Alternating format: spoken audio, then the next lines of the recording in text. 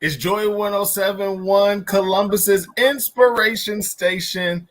And I have the honor and pleasure of talking to the one and only Mr. Bobby Cartwright Jr. How are you feeling today? Hey man, I'm great. How are you doing? Man, I'm doing good. It's just an honor and pleasure to sit down and meet with a mastermind like you because you are the one who is responsible for Gospel Superfest.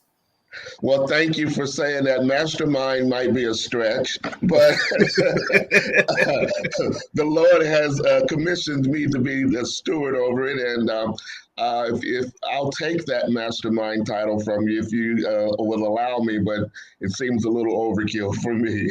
Hey, well, just looking at what you have lined up for this year, I think it is fitting that you are called the mastermind behind this. And where exactly did the idea of Gospel Superfest come from? Well, that's amazing. You would ask that question. I got the vision for Gospel Superfest in my sleep. In 1998, I got a vision from the Lord in my sleep, and I was like, Lord, this is too much responsibility. Let this cup pass. And I could not sleep for days, and I kept getting this burning that this is what the Lord wanted me to do. So I tell people all the time that this is a calling, this is a ministerial calling on my life to produce this show that ministers to many people around the country and around the world. But I literally wrestled with it for 2 years. And then when I just said amen to it, I started getting good night's sleeps. And I started doing my homework and research because I was not a television producer by no stretch of the imagination. But this was an assignment that the Lord gave me. And so I began to read credits. I began to go to Bobby Jones Gospel. I began to go to the Stowe Awards. I began to go to all these shows and take notes and do my homework. And 2 years later, after I got the call of the vision, I produced the first Gospel Superfest in the year 2000. Wow. But from 1998 to 2000 was my study period to figure out how I was going to pull this off. And it went very, very well. The first one went very, very well. And so that's how it started. Wow. And so you've been going since, you said, the year 2000. What in that 2-year period that you were talking about, what was some of the most challenging obstacles to get through just to get to your first one? Well, I had produced concerts before, but never televised concerts. And so the television lingo and how to staff a TV show, a lot of that most of that was new to me. So by reading credits and figuring out who's directing and who's doing the lighting and the scenic and all of those kinds of things, I started to call people and they would tell me their fees and I would be sitting down, but because their fees weren't cheap. But that's how I was able to staff the first show. And then one gentleman that was in the industry sent me a show list of one of the big Nashville shows. And so I would call him back and I would say, well, what's a shader? And he would say, well, a shader is a person that keeps the cameras all matched up. So if you got 8 cameras going, you don't want one camera to have the skin tone green and the other camera to have the skin tone red. They all got to be the same. So one guy sits there and shades all the cameras. Oh, well, thank you for that information. And then he said, I saw another position was a line producer. And so I was like, well, what is a line producer? The first year, of course, we didn't have a line producer. We had Clifton Davis as our first host. He was actually the host for the first 8 years. Amazing person to work with, by the way. And so I would tell Clifton who was coming on next, and he would go out there and just make up the script. And he was so professional that people just thought, maybe we had another word, teleprompter. Maybe we had a teleprompter. The Clifton winged it all by himself. So the next year we had a teleprompter. We actually wrote a script. But the first year we just had a lineup, and Dottie Peoples is next. And he would say, got it. And he'd go out there. He knew Dottie Peoples from working at TBE, and he knew all of the artists. So he basically just make it up. But so I didn't see would ever work with us again because we were just bumbling idiots. I was like, oh, Clifton will never work with us again. And so I ran into him in Vegas, and I had booked another person to host. And he said, well, why didn't you call me? I said, well, I thought we were so bad that, the one thing, the show was good. We were bad behind the stage. But once Dottie Peoples or Dorothy Norwood or Canton Spirituals and somebody hit the stage, it's all over, But our organizational skills weren't quite up to snuff yet. And so he said, oh, no. I would love to come back. And I was shocked. And so we ended up working together for 8 consecutive years after that, because the host that I had booked, I had actually booked them in to come to the Columbus show. I don't know if you knew this, but the second Gospel Superfest was actually in Columbus, Ohio, 21 years ago at World Harvest Church. Okay. And so we had Meshach Taylor booked as the host from Designing Women. A lot of folks may remember him from Designing Women. He's passed recently, a few years ago. So Meshach calls on Tuesday and says, this is not right for me. I think I need to bow out. And so we did all the advertising and everything. I said, well, I'm not going to change the spots now. I called Clifton on Wednesday, and Clifton said, I can be there Friday. I said, okay, well, thank you, Jesus, So I didn't even tell the audience that, it wasn't going to be Meshach. I went out and told him, I said, God has a ram in the bush, and you're going to be excited about this, but we've changed hosts. And so Clifton walks out there at World Harvest Church, and people weren't expecting him. And it was just a standing ovation because they love him.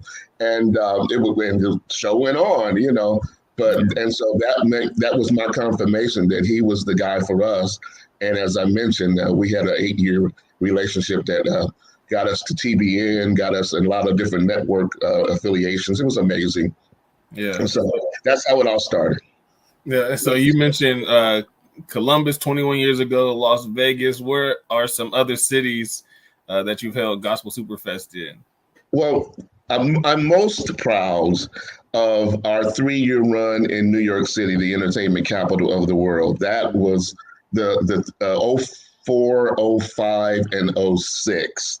And we were at the Christian Cultural Center. Dr. A.R. Bernard is the pastor of that facility. It's a 3,000-seat church.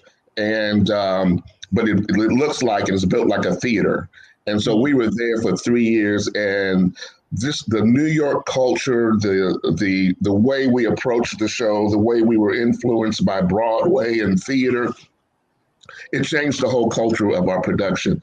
And that's what I'm most proud of. But we've been in Chicago, Atlanta. We've shot in Atlanta 4 times, Chicago twice, Baltimore, Maryland, Cincinnati, Ohio, Memphis, Tennessee. I've been some of the markets, and of course, Jacksonville, Florida. And the inaugural event was in Louisville, Kentucky, and that was in the year 2000. Wow. So 20 plus years of Gospel Superfest. What are some of, or if not just one of your favorite moments that have happened? What did I know you were going to Well, we're right now, as we speak, we're actually within an hour, I believe it is, we're going to be airing on the Grio network, which is Byron Allen's new network. It's an OTT platform, over-the-top network. You can get it if you have a Roku or Fire Stick. And we're also going to be airing later on this week. And during the pandemic, we've been doing what we call the Best of Gospel Superfest. So we've been going back into this 20-year catalog and pulling out all these nuggets and running some things over, because a lot of folks hadn't really seen something from 15, 16 years ago. Yeah. And we have a secret weapon that allows us to convert all of the old footage to HD, high definition. So you really can't tell that it was shot 15 years ago. It looks like it was shot yesterday. Wow. And so we've been doing the best of. And Ty Tribbett, the last year in New York, he did Victory.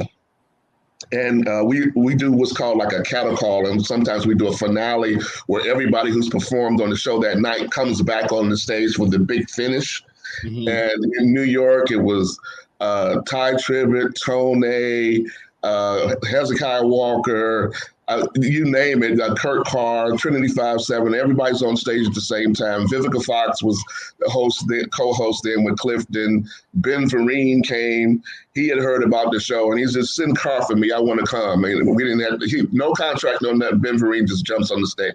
And that moment with Ty Tribbett and full GA, horn section, the whole nine, that has to be one of the highlights of Gospel Superfest. But I think my favorite was the first year in New York when we honored Mom and Pop Winans. And I just felt the Spirit of the Lord came in the room after that. He just anointed it. And after that presentation, after we gave them our Lifetime Achievement Award, Rance Allen came on stage and killed it. And so 04 is going to be hard to top, but the 06 one with Ty closing the whole thing out, because we left New York after that year and the whole place just went bananas. It was amazing. Wow. So this year it is in Columbus. Can you give us some details of the show? Well, it's exciting. You know, I always tell people I have a lineup and God has a lineup, and every year God's lineup always shows up. So you go down the list of performers you'd like to see. There may be booked or they are conflicting dates or whatever, and so you never just always get exactly how I've pictured it, but Pastor Shirley Caesar, this is going to be her second time coming to Gospel Superfest. We honored her in 2016, so this is her second appearance. This is also Pastor Donnie McClurkin's second appearance in Gospel Superfest. We honored him before in 2019. He's going to be amazing. And both of Pastor Caesar and Pastor Donnie have new music coming out before the Columbus show. So they'll be singing some of their new material for the first time on a live stage in Columbus. So that's really going to be interesting to see what Pastor Caesar has up her sleeve after greens, beans, tomatoes, that thing went viral and went crazy. Yeah. I love all of the artists, but I'm so excited for Brian Poppin. And I know you guys are playing Brian on your station, but he brings an electrifying presentation to the stage. He always stages it with dance and choir and horns and all of that thing. He really, really pays attention to his presentation. Video in the background, just matching whatever he's doing on stage. He's really, really something. Randy Weston and the Judah Band out of Indianapolis, Indiana, they're just oh my goodness. They're going to really, really, really bring it too. So, I mean, I tell people all the time when they look at our flyer, I said, look at the third row, because the third row is going to bless you. A lot of times you look at the headliners, I said, they're going to do what they do, but don't sleep on the third row. And of course, Risen is coming, and they're just amazing. The girls are just always on fire. So there's just so many, don't be late. That's all I can tell you. Don't be late. We're going to start on time. And it's well thought through. Our opening numbers are well thought through. So from the time we hit it to the time we say amen, it's just going to be nonstop ministry and music. And folks are going to have a wonderful time. So what's the dates, times? When can we get tickets? Where can we get tickets? Well, the pre-sale starts tomorrow. And the passcode is Super22. So SUPER 22. And you can get tickets on Tuesday. That'll be the 26th. But tickets go on sale officially Thursday, the 28th at 10 o'clock. And you can get tickets at cbusarts.com or, calling the box office at the Palace, the Kappa box office for all of the theaters that they manage in downtown Columbus. And I hope I would like to encourage people to get their tickets early. We are getting calls already because we've been on Facebook advertising, and we just started advertising with you guys, but we are getting people. I got a personal call from someone that said they're coming from South Africa. Wow. And then I got a call this morning from a lady who wanted to know the pre-sale code because she's coming from Delaware. So people are starting to already make plans to be in Columbus for this. It's got a lot of buzz. We've been on hiatus because of COVID. And so this is our first live television taping since, COVID-19 took us all down for a while. But we're excited to come back. We're very excited to come back. That's huge. And we're definitely excited to have it here in Columbus. What was it about Columbus 20 years ago and now that you bring the show here? Well, Columbus was a really, really great experience for us. It was a 2-day event at World Harvest in 2001, and we had 6,000 people at World Harvest Church. We had 4,000 the first night and 2,000 the second night. So it was well attended. It was one of our, I think it validated us. But the first one, people said, well, that was just luck. You had a good show in Louisville, which is our first market. And then they said, that was luck, And I said, okay. So when we did the World Harvest the second time, I said, okay, I think the show's got legs. I think, you can't call it luck twice now. We did. And so we wanted to come back, but when we started to get national sponsors involved, they wanted the Southeast markets. And I'm getting into the weeds here a little bit, but they wanted to see us in the Southeast. And so that's why we ended up in the Atlantas and the Jacksonville, Floridas and the Baltimore, Marylands. Those were the markets that our sponsors wanted us to go to. And then they're spending the money, they call the shots basically. And so we basically were going to markets that Procter & Gamble or Allstate Insurance wanted us to go to. And so in 2016 is when I had the ability, actually 2018 is when I had the ability to say, oh, you know what, I want to stay home. So I live in Cincinnati. I'm born and raised in Dayton, Ohio. And so I decided to keep the show home. I guess I'm getting old, fat, and lazy. But I did the show in Dayton 2 years at the Schuster Center for the Performing Arts in 2018, 2019. And then it was kind of time to move on. I said, well, Columbus was very, very good to us 21 years ago. I don't know how many people remember that, but let's go, let's go back to Columbus. And so the Palace Theater was really the place that I thought would be most befitting for what we do. Yeah. We are very, very excited to have you come through, because when I got news about it, I was like, oh, well, we definitely got to be a part. And then when I saw the lineup, I was like, oh, we definitely got to be a part. So we are definitely excited to have you back here in Columbus, and just looking forward to, like you said, a great time with your lineup and God's lineup that's in store. Well, we couldn't do it without you, and we certainly appreciate all of the powers that be at Radio One. And, one of the things, we're Urban One now, but for 5 years, let me get my numbers right, from 2014 to 2019, our shows have aired on TV One. So you've probably seen our specials on TV One during the holiday season or during Black History Month. And so everything that we've done from the Chicago in 2014 up to the Dayton shows were aired on broadcast on TV One. And so we have a relationship with Urban One, and Kathy Hughes has been amazing to us and generous to take our shows. We decided not to put them on cable during the pandemic when we were doing, the repurposing and all of that. So, but we're looking forward to offering, and I can't say that it's going to that they're going to pick them up, but we're certainly going to be offering the Columbus shows back to TV One again. Yeah. And I think I just believe, God, that we'll probably rekindle that relationship. No, that's huge. So before I let you go, one more time, when and where and how can people get tickets, and how can we stay in the loop with all the activities surrounding Gospel Superfest online? Well, you can certainly go to our website, which is gospelsuperfest.com, and we'll be updating the lineup as we add talent. We've got a few more slots that we're adding, and We still haven't put together our final host yet for this year. So we're still on the phone and talking to Hollywood and talking to people about that. Being that this is kind of a new season for us, you look back at the 20 years that we've accomplished, and we look forward to the next 20 years if the Lord should tarry. We're looking forward to maybe freshening up our look a little bit and doing some things a little bit different. But gospelsuperfest.com is where you can get all of those updates. Of course, you can get updates right here on Joy 107.1.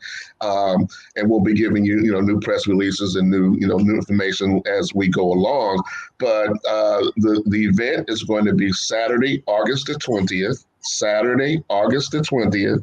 at 7:00 p.m. at the beautiful Palace Theater in downtown Columbus. We're so excited to come back after 21 years, and we're just looking forward to an amazing show. Tickets will be available to the public on Thursday, April the 28th at 10:00 a.m. at www.cbusarts.com.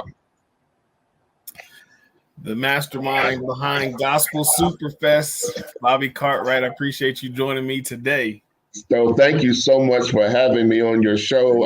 I listen all the time when I'm in town. You're doing an amazing job, and I just appreciate you giving me this opportunity to share with your audience. Absolutely. Thank you. God bless you, brother.